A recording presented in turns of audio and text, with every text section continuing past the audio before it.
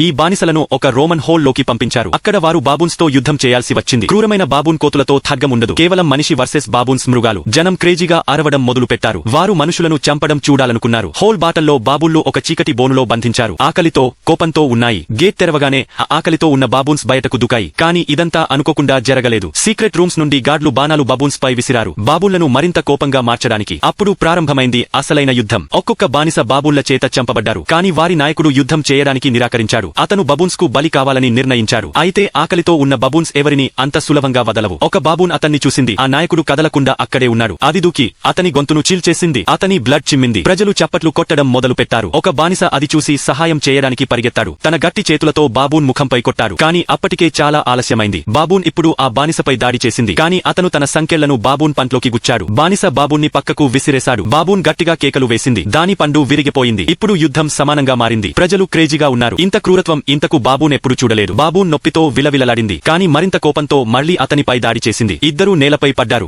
Baboon బానిస గొంతును చీల్చడానికి ప్రయత్నించింది. కానీ బానిస దాని చేతిని పట్టుకున్నాడు. అప్పుడు మనిషి జంతువుగా మారాడు. బానిస బాబూన్ చేతిని కొరికేశాడు. బాబూన్ నొప్పితో అరిచింది. ఇప్పుడు బాబూన్ భయపడింది. అలాంటి పిచ్చి వ్యక్తిని ఎప్పుడూ చూడలేదు. ఇప్పుడు బాబూన్ ఇప్పుడు వేట అయింది. పారిపోవడానికి బాబూన్ ప్రయత్నించింది. కానీ బానిస దాన్ని పట్టుకుని తన సంకెళ్లతో దాని గొంతుకు బిగించాడు. బాబూన్ చనిపోయింది. ఒక మనిషి ఖాళీ చేతులతో చంపేశాడు. పైనుంచి మార్కస్ ఇదంతా చూస్తున్నాడు. అతను ఆశ్చర్యపోయాడు. సంతోషించాడు కూడా. అతను ఈ బానిసను విడుదల చేయకూడదని నిర్ణయించాడు. బదులుగా మరో యుద్ధం కోసం దాచిపెట్టాలని నిర్ణయించాడు. ఎందుకంటే ప్రజలకు ఇప్పుడు మనిషి కాదు, మృగం కావాలి.